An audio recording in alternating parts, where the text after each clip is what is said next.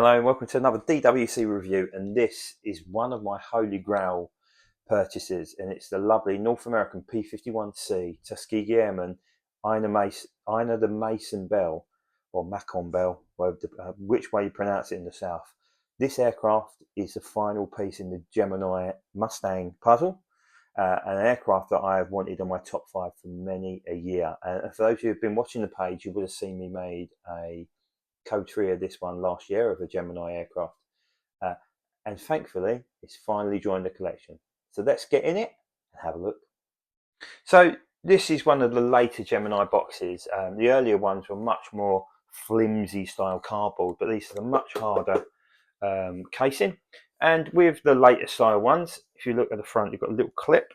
Unclip that, open it up, and you've got a lovely foam inner and a little bit of information around the aircraft, which we'll go through shortly. But this is an absolute stunner. It's easily, alongside Cripes and Old Crow, probably the hardest one to find. So this one comes with a lovely sort of, it's like a strong sort of polystyrene, spongy sort of inner, and inside you've got your stand, the Gemini stand, which isn't the best, which I'll dig out now in a minute. And then underneath that you've got your certificate. In this case it's 281 of only 504, with a little bit of information on the back from Gemini. Not a lot of information on the actual card, just a picture. And then underneath you've got all your drop tanks. You've got the early style one, the late style ones, your landing gear down, the door down, and your rear tail wheel. The rest is obviously included in the aircraft. So let's take her out and have a little look. There you go. Underneath the lovely yellow mark stripe says the Ina Macon Belle, and of course the gentleman at the rear of it. Let's get her set up on a flight mode, and we'll talk a little bit about the history of the aircraft. So here she is set up in up undercarriage mode. I've put on the newer style, or the latest style, drop tanks, and with the older style ones on the floor, which I'll set up in gear down mode. So these are the bits that come in the box. The aircraft comes with gear up mode, so both its undercarriage down at the front, undercarriage up at the front, and of course the rear wheel as well, which is obviously was a retractable tail wheel, so that's in situ. So in a minute, like I said, I'll put her down on her undercarriage. But these are the other bits that come in the box. No spare aerials, only one aerial that comes with it. But here she is set up. Like I said, the Gemini stand is notorious for being a bit of a pain. Many people have returned to their aircraft and seen her on her belly as the stand is collapsed. But let's have a little closer look at the aircraft in situ. As you can see there, the detailing is lovely. It's not a silver as such, more of a silver paint rather than a chrome finish, as per the war. Of course, this is a lovely C model with the style of canopy, and of course the B model had a slightly different version.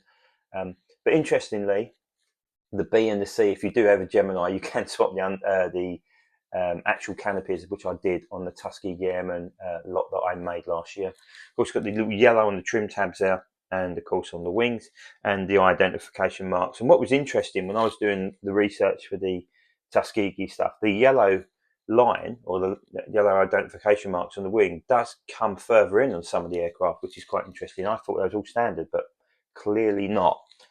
What a beauty she is. Only 500 odd made, which seems criminal now when you think back to how good this model is, or the Gemini Mustangs were. For those who do want to start on the Gemini trail, to start with Sniper. You can usually get them quite cheap because they had a tendency to be really poorly made, the Snoot Sniper, and the wing used to come away, but nothing a bit of glue wouldn't fix. So it's one that's always been on my top 5, and well, it's no longer on the top 5 because it's now in the possession, and Gary got one last year.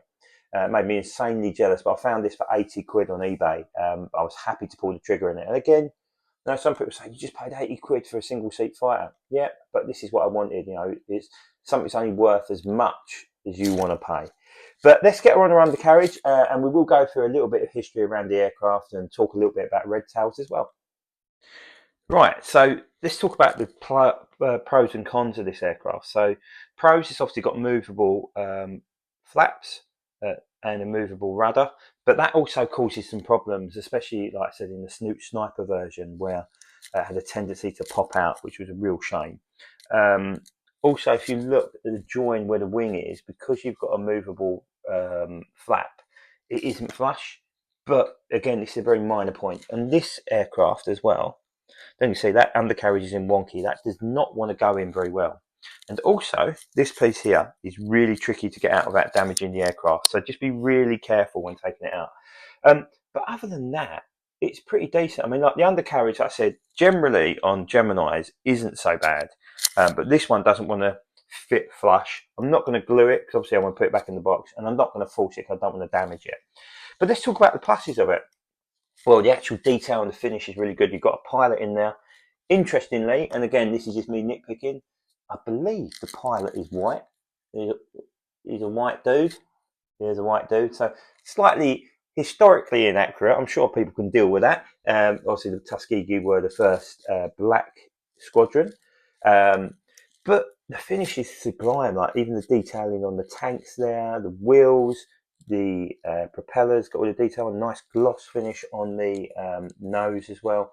It's absolutely brilliant, and it's everything I wanted it to be. It's much better than the one I could have done. And to be fair, my one was pretty decent. But it's another one off the list now, which I'm really, really pleased about. So a little bit about the history of the aircraft. So, of course, they were the first African-American military aviators in the United States Armed Forces, and obviously went through the hell of a lot of racial abuse in order to get to that stage. Of course, a couple of films have been made. The Tuskegee Airmen, which is the original one, with the guy out of The Matrix in, who's Lawrence Fishburne, and of course Red Tails, the George Lucas one, which was really heavy on CGI and wasn't particularly well received, but a decent watch nonetheless. And of course, anybody who's watched Master of the Air, the Tuskegee play a decent part in that as well, in terms of their operations from North Africa, and in this case, Italy. So of course, they were called the Tuskegee, and they worked up actually on North American Mitchell bombers before they served in the combat, which is quite unusual. And they started on P-39s before moving on to P-40s and P-47 Thunderbolts, and then become associated, of course, with the Mustang in the July of 1944. And of course, they painted the tails of their P-47s and later P-51s red. The nickname the Red Tails was coined. And of course, it become really, really well respected by their bomber counterparts with a great performance over the southern part of Europe during the war. So little bits of difference on this aircraft. Of course, the P-51 B and C had 4 cannons in the wing before progressing to a 6 cannon format with a later wing. Something which I'm going to cover on another subject a little bit later. But a great performing aircraft, and then we've had the opportunity to see a B or a C in flight. Obviously, we had Berlin Express here for a very limited amount of time. I've still not seen a display as such, but I've seen her on display. A great looking aircraft, and of course quicker than the D as well because of the streamlined canopy, and didn't have the fillet on the back there as well because obviously the bubble top canopy obviously created sort of displaced air over the top of the aircraft as well. But look, I hope you enjoyed this review. I'm really chuffed to have this aircraft in my collection. It's a great looking bit of kit and rare as hen's teeth as well. I'm really chuffed. Only one of 504 ever made, and it will take prized possession in my collection. I'm just looking on the aircraft itself. There's only one of the guy. I didn't realise that he's only on one side. So something interesting for you all there. He's only on the one side of the aircraft. But yeah, really, really happy with that. And looking forward to now reviewing another Mustang, which is the other end of the scale. So thanks for watching. Apologies, no videos for a little while. We've been very, very busy boy, but working hard tonight to get these videos out for you all. Thanks for all the love on the page. Don't forget to subscribe. We really love your support on the page. Help us to get to that stage. So thanks for watching, and I'll speak to you soon.